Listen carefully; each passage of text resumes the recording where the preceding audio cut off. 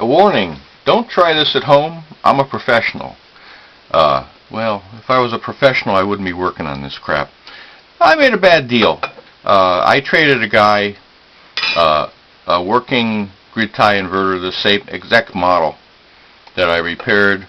For this one, that'll teach me not to bring a screwdriver with me. I did it just because I didn't want to have an extra trip bringing one back again. So anyways, I got this home, opened it up, and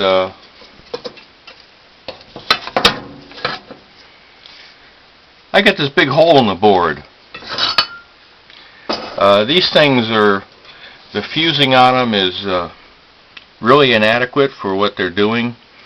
I've repaired a couple of these things, and the traces always open up before the fuses. I've never seen a fuse go bad in one of these things, and they don't even try to build up the layers of foil with some solder to get extra current. So I got this like 1-inch hole. Of course the hole wasn't there, I made it bigger, but that was all circuit board that had basically gone down the fibers. So these two FETs here were shorted out, and so I thought, well, hell, it's a 1,000-watt inverter.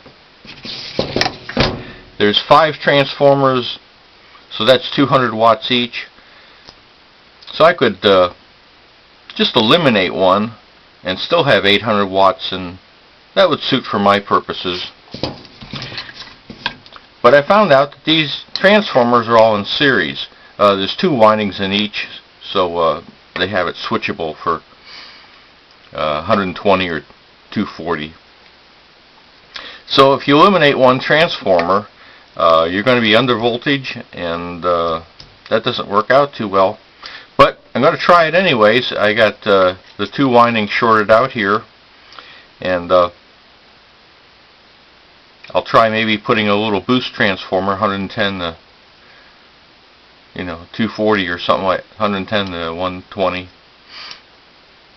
Give it a little boost. Now this transformer, I checked the windings here.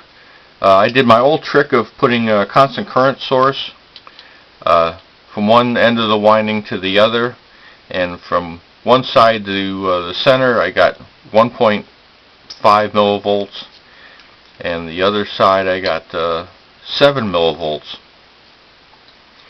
So that seemed way out of whack. One winding is always going to be longer than the others because of the way they wind them, but that was far out of spec. So I tried the same thing over on this good working transformer, and it's about 14 millivolts across the whole thing. So one was 7, one was 6. That's what I would expect. So believe it or not, this side here, which is really ate up the circuit board, that's not the side that's shorted. It's this side over here. And these go bad because you got 2 30-amp fuses in parallel, so that's 60 amps, and that's just for 3 modules. And for the other 2 modules, they have a 30 amp.